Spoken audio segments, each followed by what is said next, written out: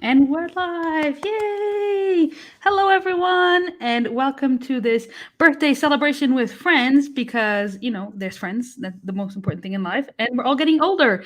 And that's what we all have in common. We all had birthdays between the end of August and today, which happy birthday, Greg. Today is your official birthday. Yes. So, please subscribe to Greg because when he hits 750 subscribers, he's going to read smut and review it on his channel. So, we got to make that happen. Yay! It's like Yes, a birthday that's present for all of us. Exactly. Exactly. So, I'm Joanna. You're on my channel. I had my birthday on September 7th. I turned 30, which, oh dear. Ooh. But yeah, that's me. And then, Evie, go ahead. Introduce yourself and your channel. I'm Evie. My channel is She Was Only Evie. My birthday was on September 4th, so we're almost book twins, birthday twins. Woo! All of the twins. I am now 34, so I think I'm the oldest in the group. So that's fun. I'm just waiting to get my AARP card and my walker and to sign up for my nursing home. So it's going to be great. In regards to my channel, though, I read a lot of everything. I guess I have a hodgepodge taste in books, but mostly classics and like literary fiction. I think that's my love, but I've been getting into science fiction, so that's cool. Oh, it's me. Sorry. Hello, I'm Vish, and from the channel Books with V. And I was born on 23rd of August. I am 25 now, the youngest in this group. I actually do have a birthday twin, but she's not here. But maybe she'll appear. And I read fantasy and smut and thrillers. Mostly fantasy and smut. And thrillers. But I read a lot of everything, really. Nice. I'm Gregory LaPerche. I review fantasy books and sometimes nonfiction and rant about the Gulag Archipelago recently.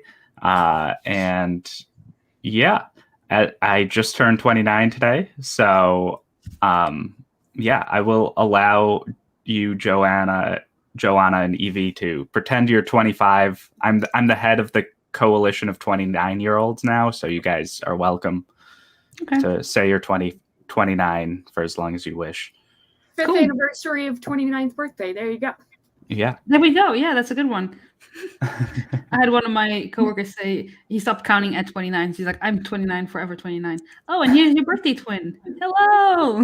Hey, I'm so sorry for being late, you all. I have been moving the last couple of days into a new house and could not get internet. So I'm actually in my office at work right now because it's the only place I can get internet right now. And it's been insane. It's just been We're crazy. happy that you're here. Yes. Thank you. I'm happy to be here. And happy birthday, Gregory. Thank you. Did you bring your elf ears? Or are they hidden? To work, yes, she did. Jonna, you can introduce yourself and your channel. And when is your birthday? And how old you are now, if you feel comfortable saying it. You can also say you're 29. That's what Greg said. Yep. Wait, okay, so my name is Giovanni, and what's the question is, when is my birthday? My birthday was last month, August 23rd. So I share my birthday with Vish, and I am old enough that I hate this question. So I'll say 29. Yes. And what's your channel about? Oh, my channel is mostly on fantasy and sci-fi.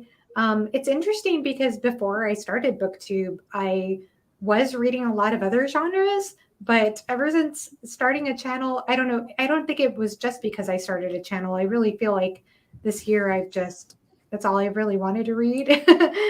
And I might depart from that eventually, but right now it's been mostly fantasy and sci-fi. Yeah. So we all read a lot of the same, except for the smut. By the way, John, Greg agreed to do a smut review on his channel when he hit 750 subscribers. So yeah, this was a while ago, but yes. Where's the book? I have it somewhere. Oh, yeah. Is it the novella? Oh, no, I didn't agree to read the novella. I'm just reading this. what is that one called again? I can't even see it. From Blood and Ash. Okay, yeah, I might buddy read that with you if I could fit it in, because I've been wanting to read that for a while. It's a double birthday gift for everyone. Exactly. Yes, join me. But I have heard that the series kind of falls apart after book. Oh yeah, third book, trash.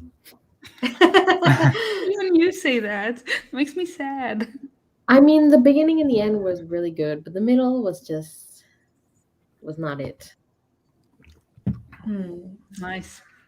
Yeah. So It's what supposed do you to be think like fell apart about it? Like, do you think it was just, did it get predictable, or So the middle, I feel like, was just a lot of filler that didn't need to be there. So you know how, like, when you want to find out about the world, you do normal world building stuff, but because we're only following one character, she basically asked the same questions over and over again. Like, she was like, "Oh, I want to talk to you," blah blah blah, and then they have a conversational kind of world building thing. But she asked the same questions over and over again, and it's like repetition. But then when she asks the question and they give her an answer, and then later we find out that's actually not true. Like the information about the world is not true. And then she asks the questions again, but in like a different time. It's like, oh yeah, no, it's true. But then afterwards, it's not true. So it's just like a whole mess. It's Why? What a weird way of storytelling. It's such a mess. I feel like the middle, she just wrote it just to have a bigger page count. Nothing else. That series is supposed to be like 6 books or something, right? It's supposed to be. Yeah, there's a long. prequel coming out actually in October, and then the 4th book from the Blood and Ash series will come out next year. But why? Why write a prequel before continuing on with your series? So where the 3rd book ended, we find out about like the old gods and like their history. So the prequel is about them. I read from Blood and Ash. I feel like I remember little now. I don't just remember it was fun. Because there was so much info dump for the whole 3 books, and because there's so much like, oh, maybe this is true, this is not true, all the information is just gone from my head. But the thing is, the world is actually really unique. But the way she executed it was just not great at all. Yeah, I remember that in the first book you have like stuff about old gods and how, like there's some people who do stuff that is secretive, and then you find out what they're doing and you're like, this could actually be really cool if it's done well, which apparently it isn't. So no. The first book is the best. Yeah, well, I'd still like to read at least the first book. I haven't read a lot of fantasy romance mix, and to be honest, a lot of times when I do read romance in books, it does make me cringe a little bit, but at the same time, I feel like I should like that genre, because I don't know why, but I'm like convinced a part of me could love it. I don't know. Have you read Sarah J. Maas? I don't remember. Did you read some Sarah J. Maas already? I don't remember if you have. I did. And part of this might have been because of the audiobook, but I listened to the audiobook of A Court of Thorns and Roses. And that is I didn't.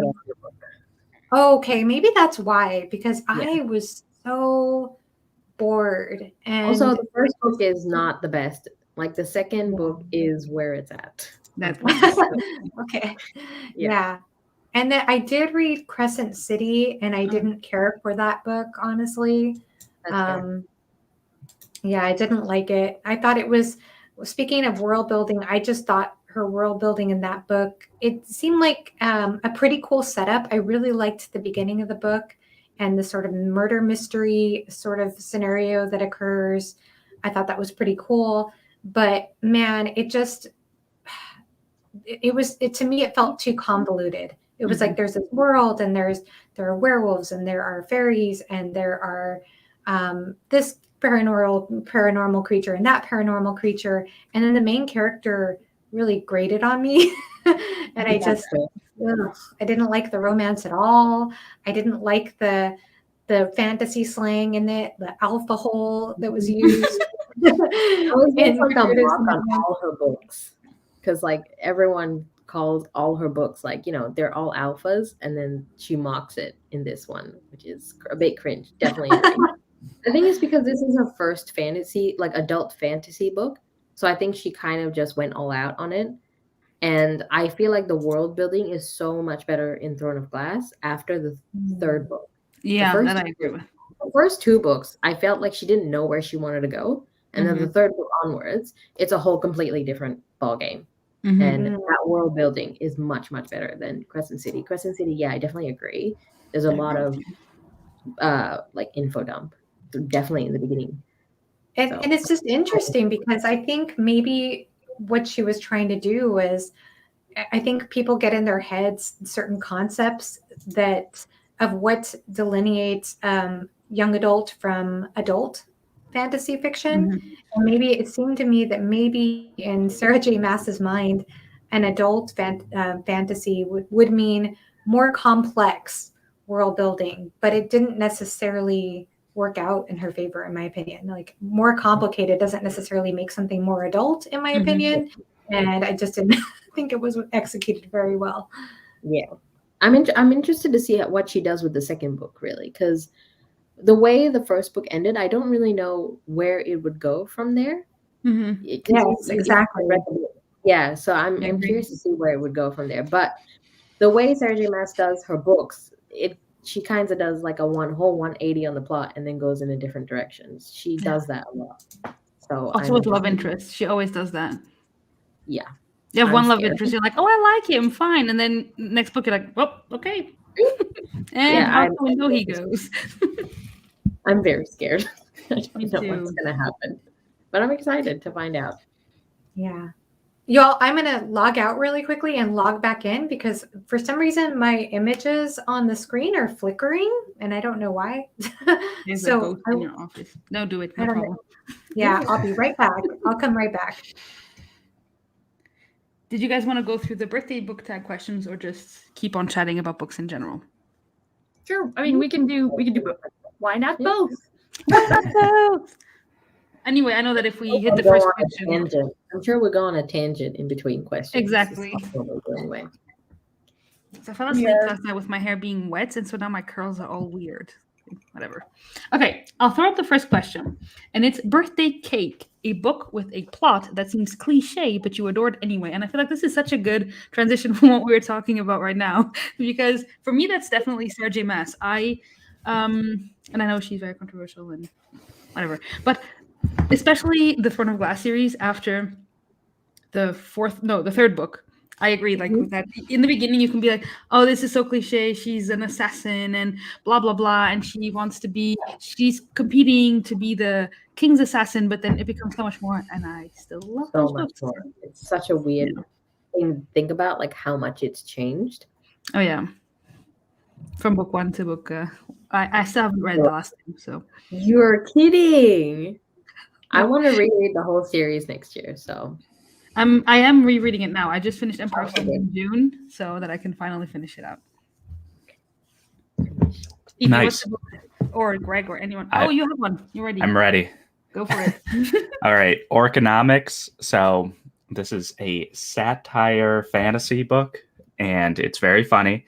And it's obviously pretty cliche with the tropes and stuff, just because it's like a satire, so it's making fun of them. But it does it very well and has good like social commentary, I guess. So that's my answer. Cool. Is it self-published? I think it was. Okay. I believe so. Because I think I saw it on the SPFBO thing, I think, or on something like that. I don't remember. Yeah, I think it was on that. Yeah. And yeah, it's not very long either. And if you like guards, I think you'll like this. Or if you want like a more modern guards. Throw it on my list then. Yes. You know I like guards, so. Yes, and Kate knows. Kate, Orconomics is so good. Yes, Kate. Winter Kate. Winter Kate? Wait, since I'm on the... There we go. Cool. Okay, I'm going to definitely put that... It's the first one in a series. No. Yeah, I haven't read the second one yet, but I know the second one's a lot longer. But the title alone makes me laugh.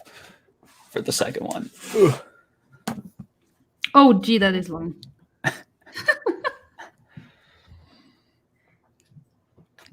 But yes, the pages are thick though, so I think it's not as long as it looks. Did Dr. Kate like it as well? Did you like it, Dr. Kate? Dr. Kate also, indeed. And Charmaine as well. What is your response, if you have one, for this? So, because I did not prepare at all whatsoever, I was like scrolling through Goodreads. I'm like, all right, what's a book? What's a book? What's a book? I was literally looking at my journal to see what I've read so far this year. I haven't prepared either, if that helps. I mean, I guess I could say The House in the Cerulean Sea. That's kind of cliche in a way. But I'll go with The House of Salt and Sorrows by Aaron A. Craig.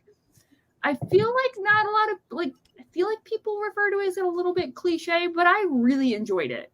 I enjoyed it too. It was really creepy. It was super creepy. I really want to try her was it Small Favors, I think is what recently came out. Yeah. So we should buddy read it. Oh no, I'm doing it again.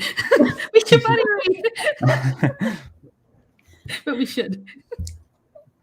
For me, it's just like the normal Chosen One plot. Like, I love Chosen Ones. I know a lot of people hate it because it's done over and over again. But for me, the way I guess it depends. If it's done in different ways, then I like it. But if it's done in like the generic same ways, then I wouldn't like it as much. But I still like the whole Chosen One plot. It's just a classic. That is true. I like Chosen Ones. Yeah. I was thinking about Wheel of Time because I just finished it, but I don't adore that book. I just like it as a friend, I think. Sorry. I don't know why that cracked me up. You liked it as a friend. Yes. You friend zoned it. I friend zoned Wheel of Time. The first It book, might. right? There's 13 books to go though, so it could yeah. change my opinion, I guess. But I'm nervous for that one, to be honest, because of its size, because of everything. I'm very nervous about the Wheel of Time. It's not like difficult to read or anything. It's just so many books.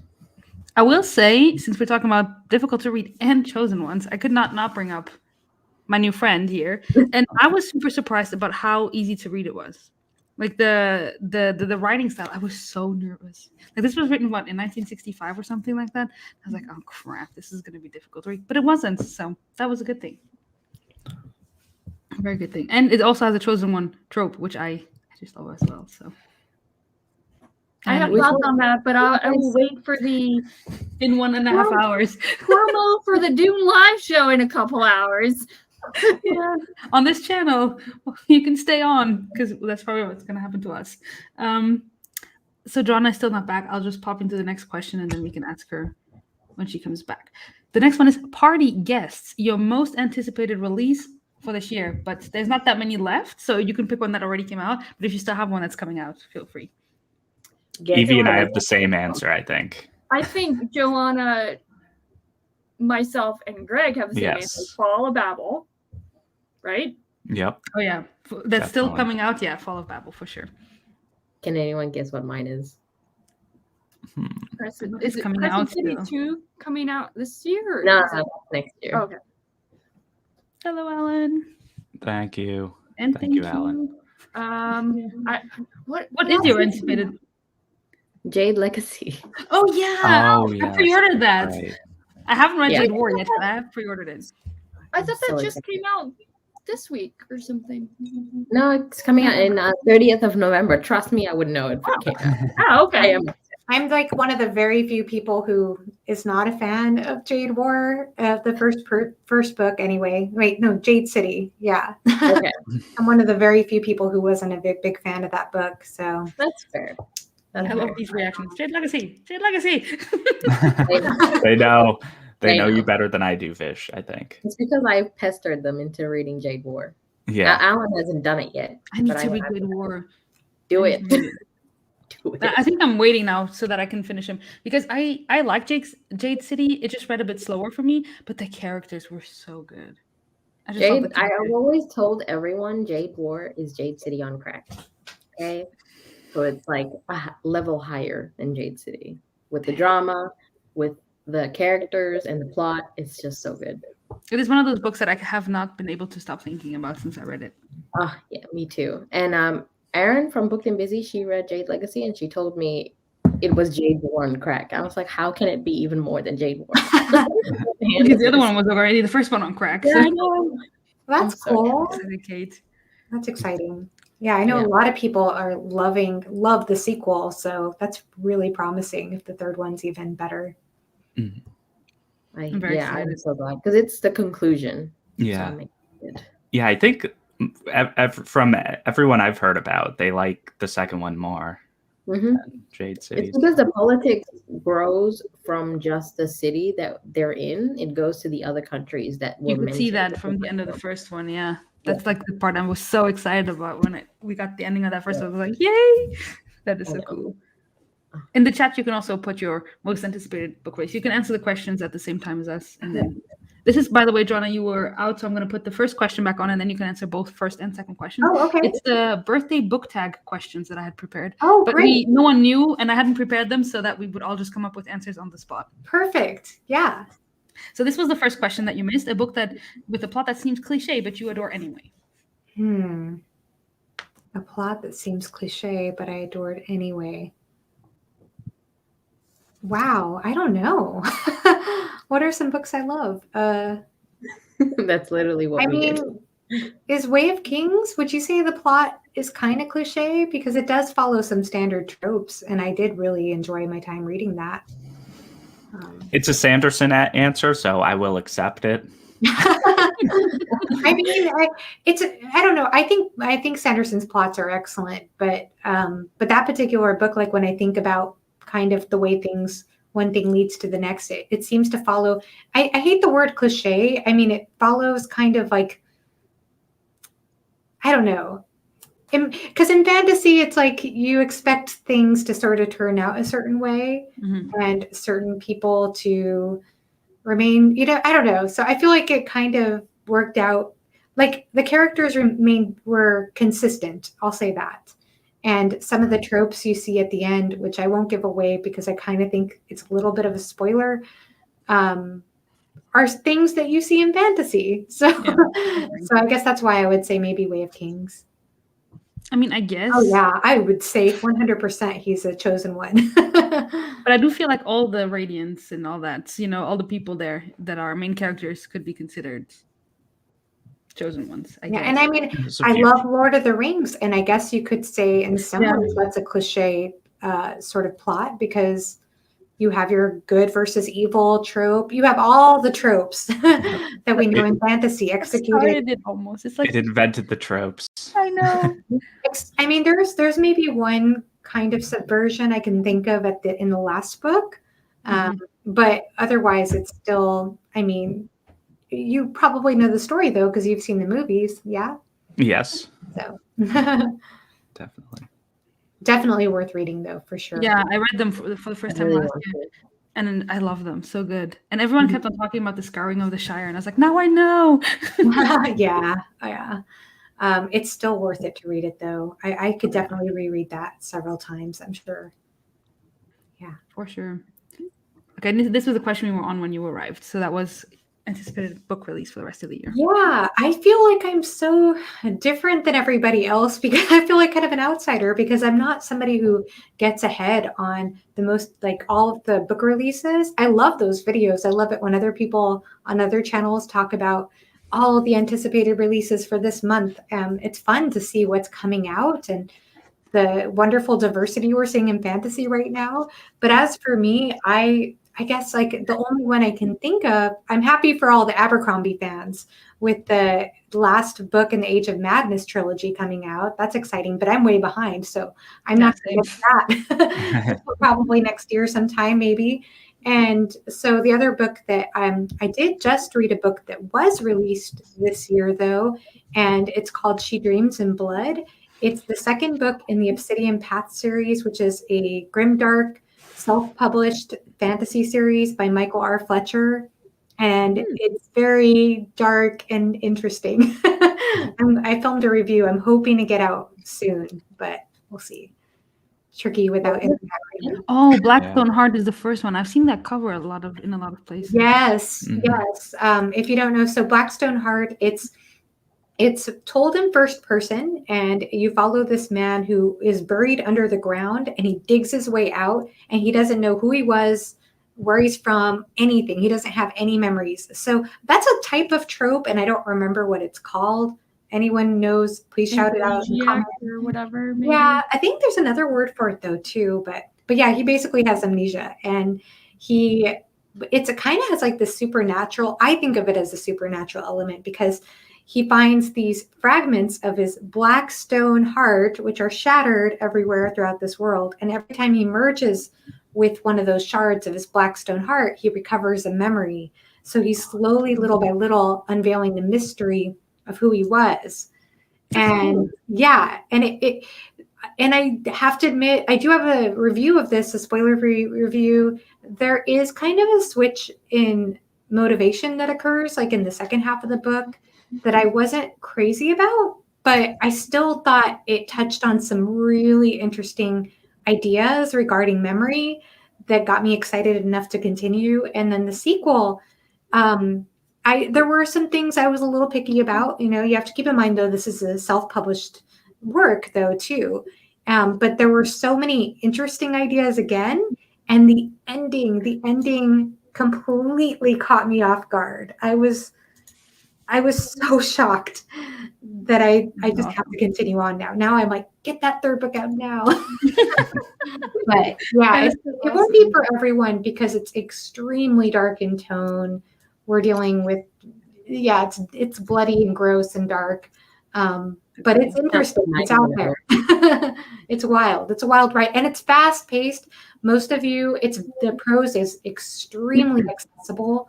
So and it's short. So it's short. So you can burn through those books really quickly. I'm a slow reader, so it took me longer than anybody else, but you can burn through them. Most of you can probably burn through those in a day or two.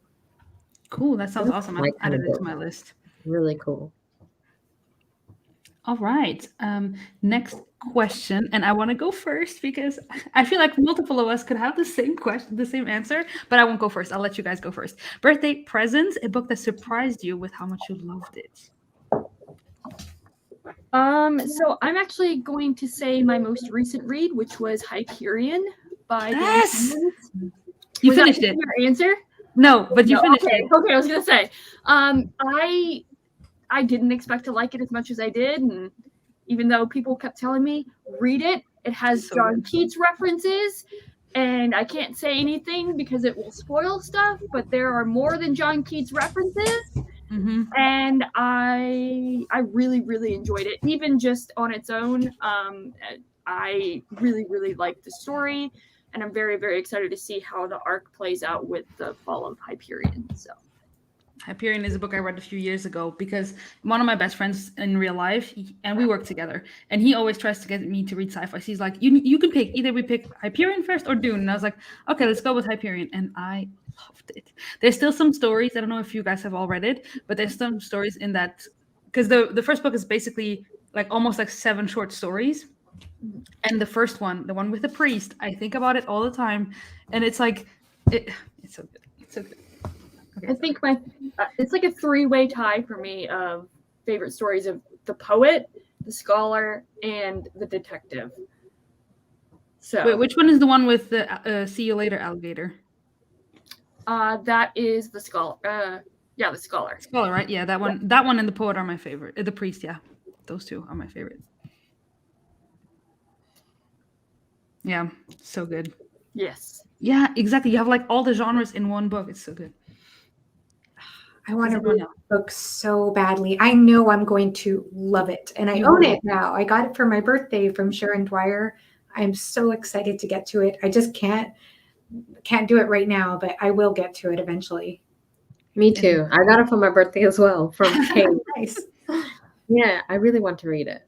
I know, obviously, Evie loved it, and also Brittany loved it as well. Yeah, we have a little bit of similar taste. So, yeah, same here. You know. Yeah. Does anyone else have a response already? Oh, I sure. was waiting for everybody else to go. I could go. So my first thought was Red Rising because I just finished this and loved it. But then I realized that I wasn't surprised that I would like it because it was like very hyped up to me, and everyone was like, "Oh, like it has like things that you would like," and I'm like, "Oh yes, it does have all these things." So that was less of a surprise than The Black Coast, which has dragons, and I didn't really know too much about this going in, so that made it more surprising, and I loved this. And Vish, I think that you might like this too because it's got like some YA type things, but it's like definitely adult fantasy, but like with some like romance and stuff. Yeah, I have that on myself, actually. Nice. I got it because you recommended it. Yes, there are dragons, so that's always fun. Dragons. And Are there dragons in it, Greg? there are dragons. Actually, well, Kate, yes, dinosaurs, dragons, whatever. There's some controversy, yes. They're called dragons, though.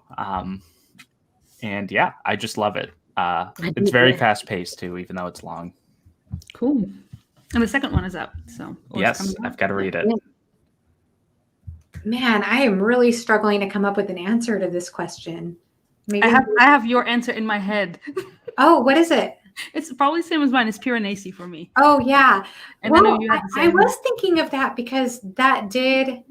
I did though have a feeling I was going to love it though. Okay. So, but it did at the same time. I guess it was a surprise because it still moved me way more than I thought it would. And yeah, it's such a special book. I love that book so much. And thank you, Joanna gave that to me for my birthday. So thank you so much because I know that's a book that I know I'm definitely going to want to reread. And it's a beautiful book. It is so beautifully written, and I love layered narratives. So like the fact that there's an allegory or it alludes to a certain allegory and things like that. And just some of the different themes involved in the book, I think are just beautiful and fascinating. And I loved the character of Piranesi, but it's not a book I would recommend for everyone. So like I've been telling Alan, he would hate it. I'm pretty sure. For multiple reasons. See that. Yeah, I really think Alan would hate it. Yeah. It's funny because I was joking with him. I was like, Philip Chase called it meditative. I think that Alan would call that navel gazing. So possibly, yeah. Actually, I buddy read it with you, Evie, and we both really liked it when we read it. Yeah. I gave it 4 stars in the beginning, and then I was like, no, this is a 5 stars. I loved it too much. I got so emotional at the end. Yeah. I loved it. And it's interesting though, because there was a point in the book where I thought, I don't know, this is feeling. I don't know if this is quite hitting the right emotional notes for me to give it a 5 star. And then suddenly it took a turn and I was, yes, I love this book so much. Accurate. Yeah, I think for me, Piranesi is one of those books that, even though I initially, I think I still have it on Goodreads as like 4 stars, but the longer time has passed since I've read it, the more I think about it. So. Yeah. I think for me, to answer the question, I think for me was the David Bud trilogy. I knew I was going to like it, right? I knew I was going to like it because Abby and everyone were telling me I was going to like it. But I didn't think I would love it as much as I do now. Like, it's one of my favorite series of all time. And I want to just go back into it whenever I can. It is so beautifully told. And so good. That. It is so good.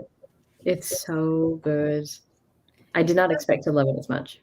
Have either of you listened to any of the audiobook production? Yes, I listened to it and read along, and that is a way to go. It is so atmospheric. It's beautiful. Yeah. The audiobook is so like the book in and of itself like transports you to the land of David Butt so well, but with the audiobook on top, I felt like it was. I didn't even want to listen at some. I didn't even want to read at some point. I just wanted what's her name, Jamila Nankani, I think. I just wanted her to tell me the story. I was like, yes, please, because it's also not a full cast. It's just one lady. It's just her, but it's just like she does it so well, and the way she tells the story is just so beautiful. Oh, I love those. I might go that route. I have a really hard time listening to audiobooks with fantasy, like, and retaining what I'm listening to. But that one, I just want to read it so badly, and I don't know how else I can fit it in. So I might try the first book. Like, this is another case of like the first book is not the tone of the like the second and third book. Not at all. Oh yeah, I think Abby was saying that. Abby was saying it's more. There's more of a. It's more of like a romantic. There's more of a romantic focus in the first book. Yeah. And which is my least. Like, that first book is my least favorite, but the second and third book is a masterpiece. Yeah. At least for me. The second one is very politically heavy, but not like weirdly politically heavy. It's just like it's perfect. It's perfect. Yeah. Oh, I can't. I really want to read that trilogy because I see all your reactions to it, and it makes me so excited to try it out sometimes. So it's very, very good. Well, I think this sounds unique too, right? Where does it take place exactly? The beginning in Egypt. In Egypt, yeah, it's in Cairo for like 150 pages, and then the rest is in David. Really, yeah. It's kind of like it's a fantastical place, but they go to Cairo. I think it's in the 16th century at that time. Oh wow, that's so cool. Well, I don't think I've ever read anything located in Cairo, so that would be interesting for me alone. Just imagine the smells and everything you can get from that book. It's just like, wow, yeah, nice.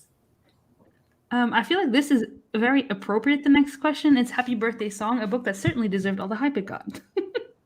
I'm just looking for a different answer. Yeah. I already answered that with Red Rising, pretty much. So you guys. Yeah. Let me see. I'll need to think as well. Well, I can go ahead and go. So I'm gonna say the Winter Night Trilogy.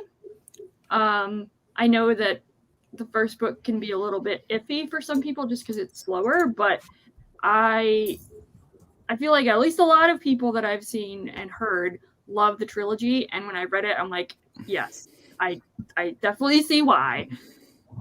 I love it. So yeah, I think my answer has to be Robin Hobb because a lot of people love Robin Hobb, and I agree. Robin Hobb is amazing. So all her books. Maybe Assassin's Apprentice isn't the best, but after Royal Assassin, you cannot not love her books. Royal Assassin is so good. Bender. Prepare to be emotionally distraught. That's all. I think I will say The Strange the Dreamer duology. That's a really good one, especially because of the writing. And the second book, I didn't expect it to be, I guess, philosophical in the idea of revenge and anger, because there's a lot of that in the second book. And I really like that discussion. So it's funny you bring that up because I keep having multiple conversations with people lately about how I really want to reread Strange the Dreamer because I listened to the audiobook, which has a fantastic narrator, Steve West, is that his name? Yeah, fantastic narrator. But at the time when I listened to the audiobook, that was a few years ago, I was just not in the right headspace for it at all. It wasn't what I expected. And I think like I did at times look at the ebook, just kind of like when I wasn't listening to it. And every time I looked at the ebook, when I read it with my eyes, I thought it was beautiful. I thought the prose was so beautiful. But then when I go back to the audiobook, it just wasn't working for me. So I really want to give it another try because I think I could love it, but I wasn't in the right headspace for it. But that's also exciting what you said about the second book too, because you don't hear about the second book in that duology. No, yeah. I prefer the second book because of that.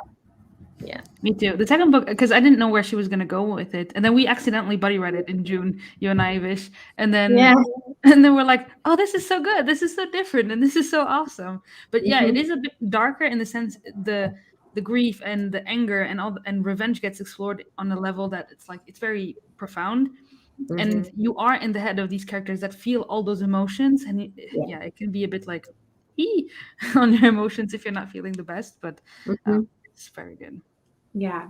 For me, I mean, there's so many books I could put in this category. I mean, I think June deserves all the hype that it got, even though that was written like so many decades ago, way before any of us were born. I still think it's a timeless book, and I'm so excited that it's getting more rereads and more people into it. I know it's not completely resonating for 100% of people right now. I know Abby Salter has been a big critic, and I'm really looking forward to her review of it because I know she'll have some very thoughtful critiques of it, and I'm always open to acknowledging those. But I still think it was, hey Andrew, I still think it was amazing. I still thought it. I read it 9 years ago. I reread it recently. I still think it's a masterpiece. I'm in the middle of watching your live show thing. Oh, yay. I have like 10 minutes left, and I was like, oh no, I need to go on my own live show now. So Yeah, when is your live? Did it already happen? Your no, live it's in show? an hour. Oh, oh, it's in an hour. Okay. Yeah. I'm sorry that I will have to miss it because I have to go finish moving. Oh, no problem. But, You can always but I rewatch will it. watch it. I will watch it like after it's recorded, after you post it, because I know your discussion is going to be really interesting considering the various perspectives you have there. Can't wait Yeah, to it's hear gonna your be- thoughts. Friendships will be broken. Friendships will be broken. Oh, no. I already made Evie cry with my 3-star rating. So You can get 3 stars. Oh, making me cry now. Just kidding. Well, but it's not a bad 3 stars. yeah. Well, I'm curious. Like I said, I love the book, and it hits me in a very deep way. But I can acknowledge if other people have a different experience with it for sure. Yeah. Yay. Someone hasn't gone yet. Vish, have you gone? I think Oh yeah, Ginger Dreamer. So yeah, we've all gone. So I'm really happy, by the way, to hear that you loved Red Rising. I wasn't crazy about Red Rising, but I don't know. I still have to read the 5th book in that series, Yeah. but I do feel like his writing style improves with each book. And there's still part of me that is just like, I am convinced that Pierce Brown can just make me love him. I'm just convinced. I don't know. He hasn't sold me totally yet, but I just feel like there's something there that can. Yeah. I've read the trilogy, not the last 2 yet. So Mm. Now, I did love Morning Star until the end, and I won't tell you why, but because of spoilers. Yeah. But I did love that book. I actually really loved it until the last 20%. Nice. Yeah, I just love the world so far, and I love the system of oppression. That sounds weird to say, but Oh, yeah. Honestly, after reading it, I was like, Gregory, I think Gregory would like this book. I think he would love this trilogy. yeah, I think you'll like the subsequent books as well.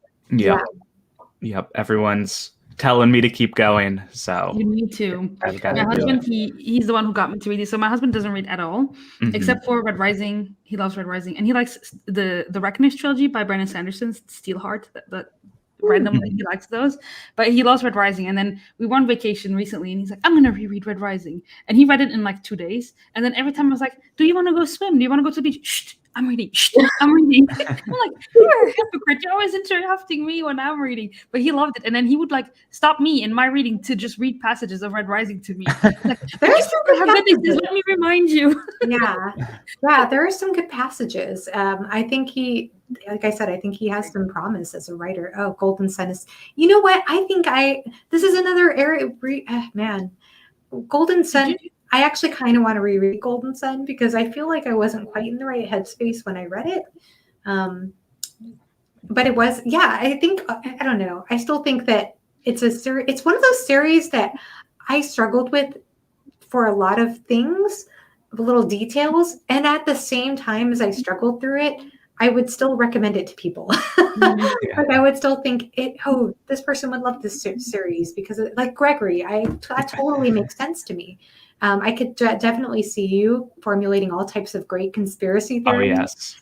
And I can definitely see you loving the way that the philosophy behind certain characters and that world and the way democracy is looked at. I could see you just eating that stuff up. I could just, absolutely. Yep, I do have conspiracy theories. Who is Ares? Who is Ares? I was just started randomly saying that in my Wheel of Time review. Yeah. I think it's definitely going to be for you. Yep. I Yep. still need to read Morning Sun, and I don't know. I think I've been putting that book off because I'm scared as to what's going to happen at the end. It's the same with Hero of Ages. That's why I It's haven't read it. not that bad. Honestly, for me, I think it was just that somebody spoiled it for me. And Oh, it's bro. very easy to spoil that ending. It's very, Oh, very wow. easy to do. So that's why I'm trying to be really careful talking about. I always have to be careful talking about that series at all. But there were just some things at the end that weren't to my taste, but I still loved the book. Like, it was one of those reading experiences. I don't usually have this, but I binged that book actually within a couple of days, and I never do that. But I kind of doubled up on audio. So I was like listening to audio and then the physical book. And I was so immersed. And you can even look at Alan doesn't have it on Discord anymore, but like every couple of hours, I just run and type notes in Alan's Discord. I was just so excited. I was like, oh, this is so cool. And this is so cool. And then in the end, I was like, no, don't do that. But it's fine. I don't mean to spoil it. It's just me. So I don't think that end's going to bother everyone. All right. I switched the order a bit because the last question was a bit sad, which is this one. So I put it here so that we end later on a good note. And this is Sweet Birthday Memories, a book that kept you incredibly happy during a sad or demanding period of your life. Oh gosh. Oh. It's got deep, guys. I'm just going to say it. It's A Court of Mist and Fury. It's my favorite book of all time because of this reason. Mm-hmm. So I'm going to say that. Yeah. I could see that. It is a happy book. It's also because I relate to Farah, how she deals with her emotions is how I deal with my emotions. So it's nice to feel seen. Yes. Oh, that's wonderful. I love that answer. Thanks. Next question. Well, I mean, that's why we read. I mean, there's something so special about that. We could actually find a character we connect with in that way. It could be like an even more intimate experience when you're reading it. Yeah, than for sure. Even, meeting somebody. Yeah. I mean, I don't like Farah. I just like the way she deals with things. I don't like. I like Rysand, but not Farah. Farah can just. Nevernight. That's also a very controversial book, which I also really love, though. So. What about you, Evie? You sounded like you were about to say something. Yeah. Oh, no, I was just gonna say. I guess I could kind of take cue from Vish and just say Persuasion because it's my favorite book of all time. So, like, it's the book that I can read that'll get me out of a slump. It'll make me happy. It'll, like, if I want to wallow in sad feelings, I can read that too, and also still wallow. It is a book for all emotions. Yeah. Yeah. I haven't read that one though, but it sounds like so many books. Yeah. For me, it's not a book that got me through a sad period, but when I now feel like that I am getting into a sad period of my life, a book that will always, always help me is The Final Empire. It's not, it's not a happy book, but it feels like coming home at this point. And the way Vin is at the beginning of not trusting anyone and always kind of like never trusting that the people who are telling you to trust them are actually trustworthy. It's how I was as a child. I wouldn't trust people. I was always like, everyone has ulterior motives. Everyone is mean. And so as a kid, I was like that. And so I feel seen in Vin in that way, but I just love that book and it just makes me feel happy. And I don't know. Yeah. That's cool. I think if I had to choose, this is going to sound weird, but I think I'd go with The Song of Ice and Fire, those 5 books, because I was in a very busy time in my life when I read that, and I didn't have much of a social life at all, or I didn't have a social life at all. I had a long distance boyfriend who loved the series. He had been reading it since it basically started being published. And so he had loved those books. And so I was really intimidated to pick up Game of Thrones because my boyfriend at the time and another guy that I knew were both incredibly brilliant people. They were also people who read and reread Dune several times. So I just thought I'm too dumb for fantasy series like this, but I gave it a shot. And then I just decided to read it very slowly and to take my time. And then I think it took about 100 pages, before it really clicked for me. But then after that, I just couldn't I binged the series. I just remember just going, like, I rushing home from work so that I could read those books. I was pretty obsessed. They make me sad. They break my heart. So, like, I love them, but they break my heart. So, yeah. Yeah. Why did they break? Like, just the It's just The all of it, finish how line. tragic some things are, like, yeah. and the fact that we'll never know how it actually ends. Yeah. You know, It's so weird. that I breaks don't my know. heart. I can understand that. And it's like looking back, I'm like, wow, those books are really dark. But for me, they just gave me so much like wonder, like with the world building and Yeah. the way the plot was like fixated on all these kingdoms that are, all this political intrigue and political maneuvering and things like that. And then there's like this whole other beast over here with the white zombie apocalypse over here that nobody's paying attention to. And I just found that, I don't know, like that was the first time I had ever read a fantasy series that did that. Now I feel like every fantasy series does that. It's like we're going to have this whole political war going on, but then there's a bigger war over here, that's really the bigger threat. I feel like you see that all the time now, but at the time it was the first time I had seen something like that. And I just also was so fascinated that I could fall in love with that many characters. That was the first for me too. That's why it also breaks my heart, because you see these characters and you love them so much. And like, I'm just thinking of, so Daenerys is one of my all-time favorite characters of all time. Like, I will die on the hill that she is not a mass murderer for now. Yeah. And in the first book, when I still think about it when they are at this scene and she's talking to her brother. She's like, I just want to go home. And he's like, they've taken our home from us. And she doesn't mean that home that you're talking about, but she means the home, the red door and the lemon tree. And like, it's just so sad. It's just so sad. Oh boy. I feel the same way. I love Daenerys, and I don't feel like in my heart she is the villain that the show made her out to be. And like, the show didn't sell that to me. It didn't work for me. And, like maybe Martin could. I think that's what you're saying, that Martin maybe could convince me. And I could see how there are seeds to imply that sort of path.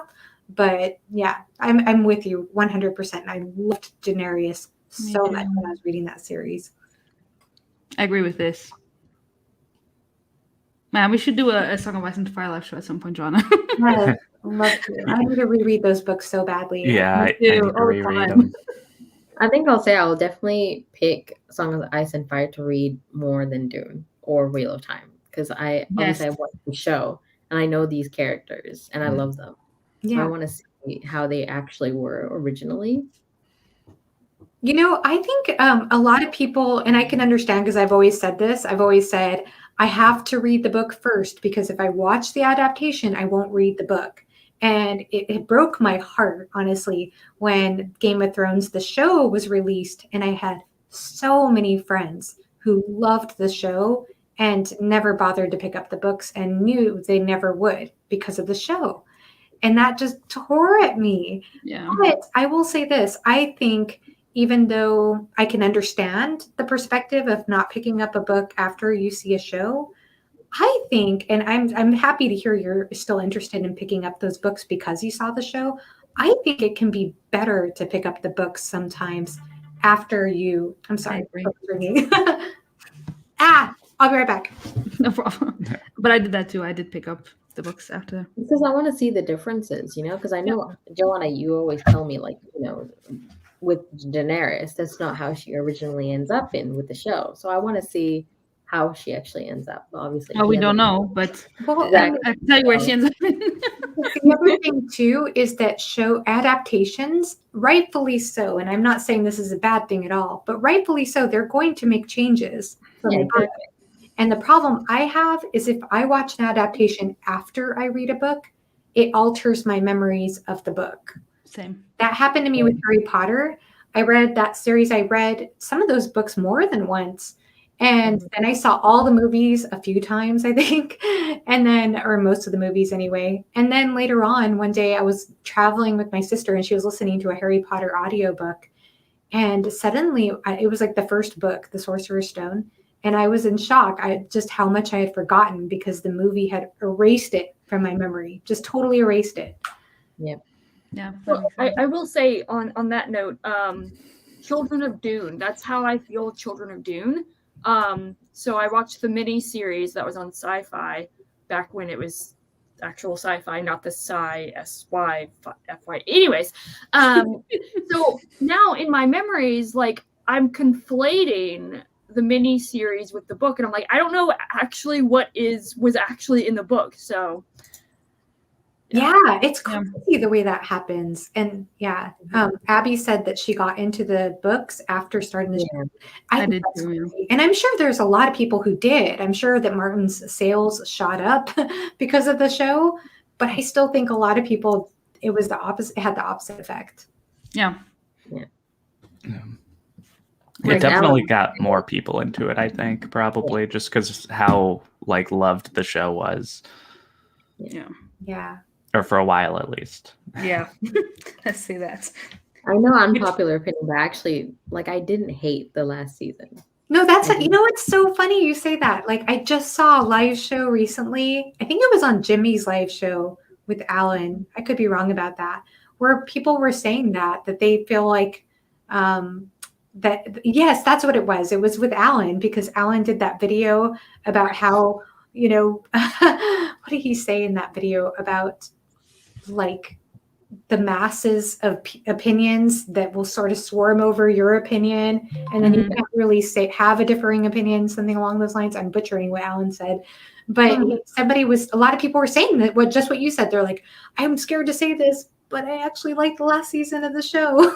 I am not scared. I've told many people that I liked the last season. Like, I didn't like, it was fine. I didn't get the hate for it. Like, I can see the character motivations.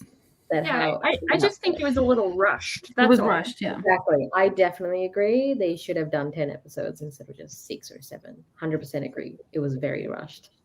I think that was the 100%. Like that right there was the big problem, was the rushing and sort of jumping from here to there. Yeah, I agree. And like some of the stuff I could get behind, like what you were saying, Joanna, that Martin could maybe convince us that Daenerys does all these things, but Dan and Dave didn't. And that's the difference for me. Like if you write it well enough, I would buy all of this. This could be literally the same ending in the books. And I'm sure love the books because you would see all of it and how you get there. Here it was like, oh, we have a list of bullet points. Let's make it happen. And then they went through it. And so, yeah. That's fair. Because there were parts of the 8th season that I thought were incredible. Like, was it the first episode? The second for me, I cried. Yes, that was just that was amazing. That was one of the best things I've ever seen in fantasy on like cinematography. Like the effect of cinematography was incredible. Yeah. This has me so excited though for the House of the Dragon show because I think that the effects, the dragons, everything's gonna be so cool, and I just can't. Is that a prequel or is it following Arya? Oh no, it's like hundreds of years before. Okay. Yeah. Which we should probably do a Fire and Blood buddy read at some point before that comes out. Is that like an actual story, or is that just kind of like a history book? It's kind of like a history book, yeah. Okay. So it's kind of like the Silmarillion kind of thing. It's not boring, It's not like, and then it came to pass that or something. No, it's pretty... Okay. So Greg, I don't think you've answered this question yet. Oh, sorry. Yes. I'll say Elantris because similar to Joanna, definitely feels like coming home because this is my first Sanderson that I read. And I don't know. I can't wait to reread this, actually, more so than other Sanderson books, just because, I don't know. It just gives me that feeling, I guess, that it was the first Sanderson that I read, and it's like the first thing that like shaped my view of his writing and his worlds and stuff. So Elantris. That's awesome. That's really cool because I read Elantris as well as his first like foray into Sanderson. Mm-hmm. And it was really good. Like I know a lot of people said they didn't like Elantris, but I really liked it. I mean, for a debut, that was really good. I enjoyed it a lot. Yeah, definitely a great debut. And definitely like an interesting world. It's kind of got some Red Rising things going on, but more subtle. Yeah. I can see that. Yep. Evie, did you still want to say something? No, I think I answered it, right? Yeah, Yeah. you did. But you Yes. sounded like you were saying something earlier. Oh, no, I'm good. Okay. I So will the keep next- I will keep my thoughts about Elantris to myself. Oh dear. Friendships. That's never good. So getting older, a book that you read a long time ago, but you think you would appreciate more if you read it as a more mature reader. That's a difficult one. I have no idea. I would have the opposite effect. Like if I read it a long time ago, I don't know if I would like it now. Yeah. Yeah. I have one book, and that's going to make Evie very happy, and that is Frankenstein. I read that. Yeah. I read that in high school, and I loved it when I read it in high school. And I remember just being surprised, one, how much I loved it, but two, how emotional it was. Like the pathos in that was how deep it got, because I would have thought it would have been a creepy, scary book, and it wasn't. It was more of like an emotional, it was just an interesting exploration, but it was also like emotional. It was heartbreaking at times. And so that's one I definitely want to reread. And I've heard it's not that long, right, Evie? No, it's probably 200 pages, but I mean, it's also a classic, so the writing style's comparatively dense. But I will say, in regards to like that, kind of related to the conversation about A Song of Ice and Fire, is that at least for Frankenstein, I think there's this like expectation, or this cultural expectation of what Frankenstein is because of the pop culture impact it's had. And you think, oh, it's going to be Lon Chaney and bolts coming out of his neck and him doing this. And Frankenstein really isn't. You do it so well. Yeah. It broke my heart, honestly. I still haven't read that. I probably really, should. really did. And I thought it really is. I mentioned this actually in my Dune discussion, because I explained in that discussion that Dune was the first sci-fi book I ever read, unless you consider Frankenstein a sci-fi book. Then it was Frankenstein. And actually, I would say Frankenstein is definitely sci-fi. Like, even though it's a classic, the more and more I think about it, I'm like, this has all of the themes of sci-fi for sure. Yeah. So if anybody loves sci-fi, they should definitely read Frankenstein. I need to reread that book so badly. I always forget that, oh yeah, it is technically science fiction. And then, because I too always think, oh, it's just a classic. But yeah, I'd agree that it's a science fiction. Yeah. But for me, actually, speaking of classics, I think for my answer to this, it's not necessarily books that I didn't quite get or didn't enjoy when I was younger. I actually really, really enjoyed these. I think they were very formative for my like reading tastes and reading growth. But The Count of Monte Cristo by Alexandre Dumas and The Phantom of the Opera by Gaston Leroux. I'm pretty sure I read an abridged version of The Count of Monte Cristo in high school. So I would actually really want to reread it as the full unabridged edition. And then for The Phantom of the Opera, like I read it not long before, what was it? What year was it? The Gerard Butler musical version of The Phantom of the Opera. Do you guys know that movie? Okay. Yes. I read it not long before that came out. And I really, really liked it. And apparently it's a detective story. I didn't realize that until years later. I'm like, I guess I like detective stories. I didn't know that either. I mostly grew up with the Andrew Lloyd Webber musical of Phantom of the Opera, but I did see the movie later on. Yeah. Which I guess that was Andrew Lloyd Webber's music and everything too. So yeah. I think that film adaptation gets a lot of crap, but I thought it was good. Yeah, no, it was good. Yeah, I felt the same way because I had heard a lot of criticism of it. And then when I watched it, I thought, that's good. They did fine. Yeah. I haven't read those either. My mom saw the musical on Broadway, though, and she could not stop talking about it when she saw it in New York, like the chandelier coming down and just how dramatic it was, and the organ playing the chords at the beginning. And da da da da da da. It's just like really, really intense and dramatic. So sounds awesome. I would love to see that musical someday. Listen, for all of these like Les Mis where they sung live, come on, give it a break. But I think it was actual singers, so. I really do want to. I bet it would be so awesome. Fish, Greg, do you have an answer already? Maybe The Hunger Games. I did read it a long time ago, and I think I reread it a couple of years ago. And I appreciated it more because of all the, I guess, politics you would say that's going on there. I understood it more now than I did when I was a teenager. I didn't really fully grasp the meaning of what was happening. So maybe that one. Another Lord of the Rings person. Yay! Yeah. It was amazing to reread it. Yeah. And finish it for me.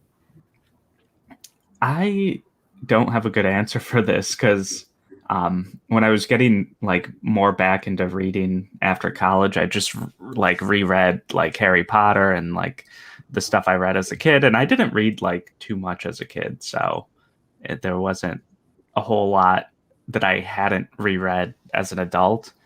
So I'm like trying to think of like high school books that would be cool to reread. Maybe like Shakespeare plays or something. Or I'm like trying to even remember what else I read in high school. That'd be fun. Actually, I went through a phase where I had never really formally read much Shakespeare at all. Mhm. I had a terrible English education growing up. And so I found through, I don't remember what service it was, but I found access to all of these old BBC productions of Shakespeare plays. And so I watched them. At the time I was recovering from a surgery, so I would watch them, and I'd watch them with subtitles. So I was like reading Shakespeare at the same time as I was watching the plays. And for me, I thought that was like the best way to consume Shakespeare because one, these actors were incredible. They were so good. So they got the inflection and everything better than I probably would have interpreted it in my head. And two, because of it's like archaic, the way it's written is so archaic. I feel like I would probably read it so slowly that it would be hard for me to fully get it either. But the fact that I was like immersive reading it and watching it helped me to kind of, I don't know, it helped me feel like I could comprehend it. That makes sense. That's a good idea. Yeah, watching a play with subtitles would be pretty cool. Yeah. And I mean, those were originally plays, right? So they were original. Yeah. Form. Yeah. My answer to this question is The Alchemist by Paulo Coelho. I know I read it way back. I was too young to read that. I had no idea what was going on. And that was really a case I did not get it, because I remember, I don't know if you guys have read it, but basically at the end it was like, what is this crap? Why is this an ending? And then now I'm like, oh, yes, of course, obviously, like that's the whole point of the book.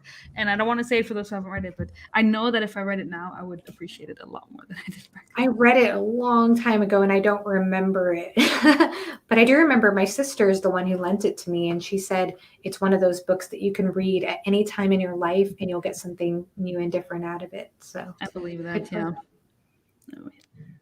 Yeah. And I think this one is. I tried to read Alchemist and then DNF it when I was young. Mm. Yeah, that I don't remember. Yeah. When you're young, it's like, wee. Yeah. That was for the Shakespeare still. Yeah. Oh. Yep.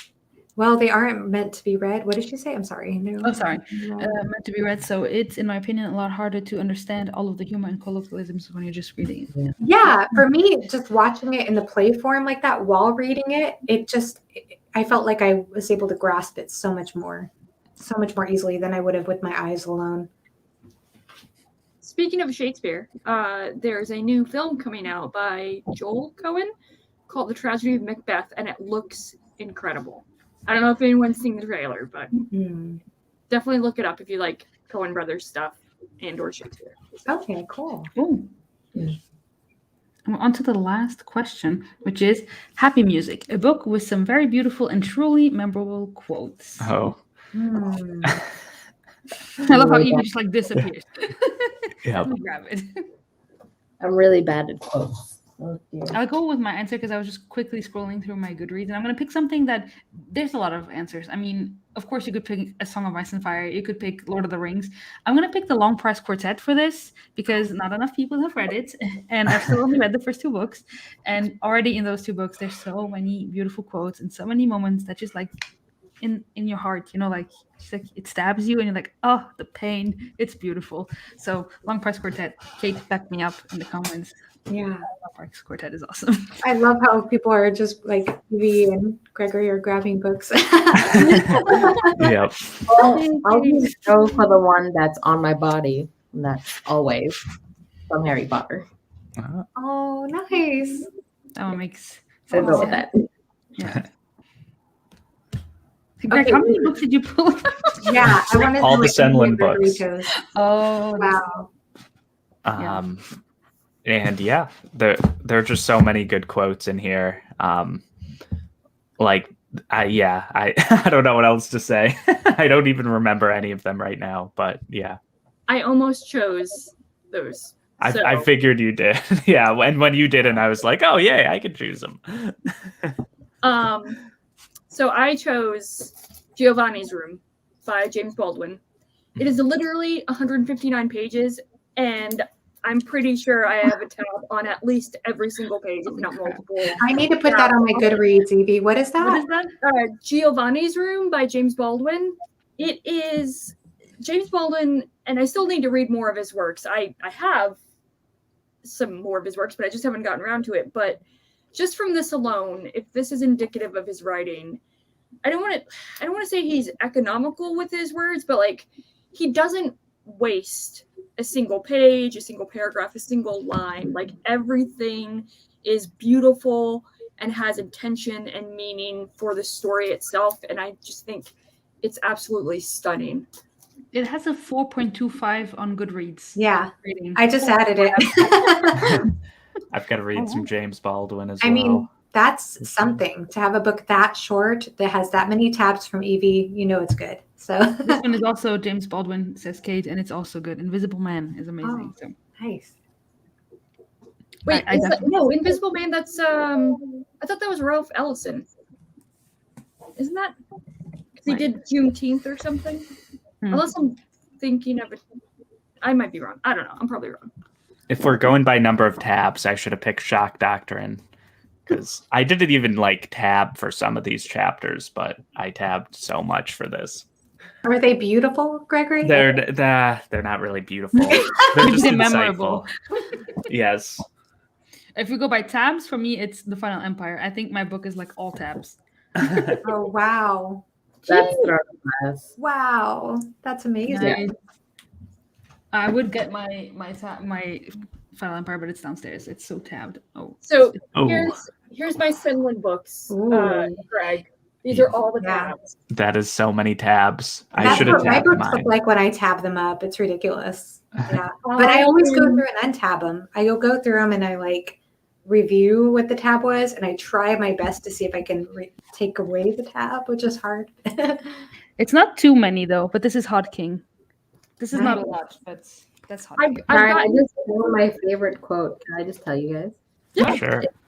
You could rattle the stars. You could do anything if you only dared, and deep down, you know it too. That's what scares you the most. I like that quote too. Third class. One of class. So for me, it's going to be most of the books from the Malazan Book of the Fallen. I was talking about this with Philip Chase because we were talking on my Tolkien discussion actually about different aesthetic experiences, because he actually said in one of his videos, like his top 5 or top 10 fantasy of all time, one of his top fantasy book videos, he said that whereas Tolkien baptized my imagination, Stephen Erickson set it free. Only Philip Chase can get away with saying something like that,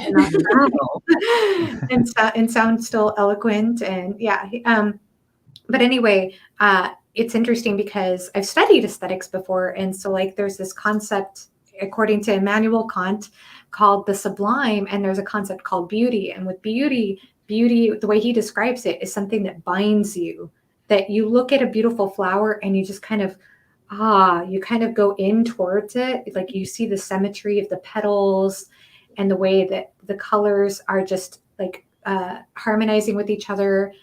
And you just feel this beauty. There's this beauty that binds you inside. So that baptism, it was like the perfect word for Tolkien. But then when the sublime, the way the way Immanuel Kant described the sublime is that it's sort of like looking out, it's the unbound. So it's like looking out at the stars and it's just so vast that you can't take it all in. Or you look out at the ocean and it seems to go on for an eternity. And you feel so small, but at the same time, so open and so full of wonder. So those are two different aesthetic experiences. And we were describing Tolkien as being more with the beauty. So I do think of beauty when I think of Tolkien. And there's so many quotes from Tolkien that probably did that. But when I think of the sublime, I definitely think of Malazan. And there are so many, but there's both and both. You know, I think you could find some of both. It's not either or all the time. But there are so many quotes in Malazan Book of the Fallen, like in the epigraphs that are poems actually, and just even some of the most beautiful passages of reflection from character to character that make me pause when I'm reading it. And sometimes it's hard to get through the book because I'll just have to stop and pause like, whoa, that is so beautiful, or that's just incredible. And then there's all types of like metaphor there and that kind of thing. So, yeah, that would definitely have to be my choice for that. If you see, whenever I read a Malazan book, man, I tab the heck out of those things. It's crazy. I will say that when I read Gardens of the Moon, I had no idea what was going on with the story, but man, were there some beautiful lines in there, and I definitely did tap them. So I agree. That's why she's my favorite reviewer because of that. Aw, thank you. Yay. Pete, hello. Hey, Pete. You arrived at the right time. You missed the LPQ discussion. Just saying people should read it.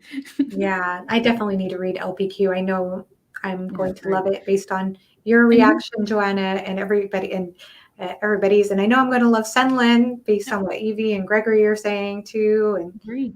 the David Bond trilogy, thinks what Vish is saying too, and Joanna. So many books I need to read. Yeah, too many books. Stop talking about books, guys. But wait, have you read Long Forest Quartet? I don't remember. No. Yeah, you would love it. You would love it. You would love it. I wish we could find a bind-up copy of it. I can find it, like separate books of it, but I really want to get a bind-up. It was out of stock for a long time. It is out of stock, yeah. Yeah. The German Amazon has it, so if anyone wants to buy it, they have 18 copies. I can buy it for everyone. Do they really? Wait, where did it go? If they do, I will pay shipping for that. Oh no, it's currently unavailable. That was the first one. Yeah, I ordered it from the website that said it had it, and it was one of those things where they say they have it, but then they're like, it's coming. We're just a little delayed, and then a week later, sorry, we never had it. You know, that kind of thing. They do that. They pretend false stock. Wow, in Australia, the Amazon says $131 for the bind up. No thanks. What? No, thank you. I won't pay that much. So much. Maybe. I don't think so. I've looked at like Barnes and Nobles. Yeah. You know, and what makes me want to cry about it is that when this book first came out a few years ago, I saw it in Barnes and Noble and I had my hands on it. I almost picked it up multiple times. And it's so stupid why I didn't, because I didn't even know what BookTube was. I maybe was first discovering BookTube at the time. So I'd heard more about Brandon Sanderson. And I picked up Mistborn because I was like, well, I know about this and it's cheaper. But I never got the Long Forest Quartet. And this is like the first two books tabbed. Oh, wow. Just the first two. Yeah. But I remember it speaking to me, that exact cover and everything, because I remember thinking, well, one, there was like the George R.R. Martin quote at the beginning of the cover. But two, it was a quartet. And just, you know, coming from the music world, I just really loved this concept of quartet and fantasy. So, yeah, there aren't too many like famous quartets that I had heard of at all. especially before booktube, I don't think. Yeah. Yeah, maybe it's all Alan's fault that they're all in stock. Yeah. It is. Probably. Blame it on Alan. So I guess I shouldn't show my bind up copy because people might show up at my house and like try and murder me for it. Is that what I'm trying? I'll get there first. I'm fine showing mine. No one's coming to Closest. Luxembourg, so it's fine. Yeah. I wish we could just get publishers to just Print on and demand or something. I don't know.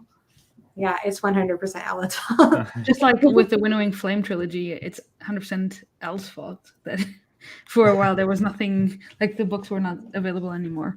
That's also a very good series. Which The one? Ninth Is that Reign. Oh, yes. The I Ninth really Reign. want to read that too. I've heard such great things about that. So good. I'm about to start the third one like next week or so. And very good. Like it's really a mix of fantasy, sci-fi, and horror. It has all those elements in it. Very good. Oh, that sounds fun. Yeah. Yeah. Cool. Well, since in 30 minutes we have our Doom live show, I think we should call it a night for this live show. And Yeah. I wish for you it's like 1:30 in the morning. Yeah, it's 1:30 in the morning. Yeah, so Go to bed. Yeah, see, wasn't available. All these booktubers making everything popular. Yep. No. And then with the book shortage that apparently is going to be happening. Do you all see Makes me so that? sad. Makes I me know so it. Like Elliot Brooks did a video about that recently. Yeah. Which is why I pre-ordered all the books that even if I'm not sure I will like it. I'm like, I don't care. I'm pre-ordering it. Eventually, I can sell it or something, but pre-order everything. Yeah. Cool. Well, thank you, friends, so much for coming. I have all of these lovely people's channels, of course, linked in the description of this video. There'll also be Katie, because she was supposed to join us, but she couldn't. But go subscribe to them. You probably are if you're hanging out here. But if you aren't, go check out their channels. They're all lovely people, as you witnessed tonight. And happy birthday to all of you again. We are 1 year older. Hopefully, we'll see you next year for our next birthday. Then we can, Greg, have you on your 30th birthday. On my second 29th birthday. And by that time, we will have another goal for him to read more smut. Yes. Or Yeah. Or something. my channel will really be plateauing, maybe. No, it won't. We won't let it. I told you, we will create 180 accounts if needs be for you to read smut. Okay, well, Thank you so much, everyone. Joanna. Thank you for having us. Yeah, thank you for having us, John. Thank you, Klaus. You're very late to this party. Or early to Dune. Or early, one or the- yeah. Yeah. Bye, everyone, and bye, everyone in the comments. And thank you so much for participating. And we'll see you next time. See Bye. ya.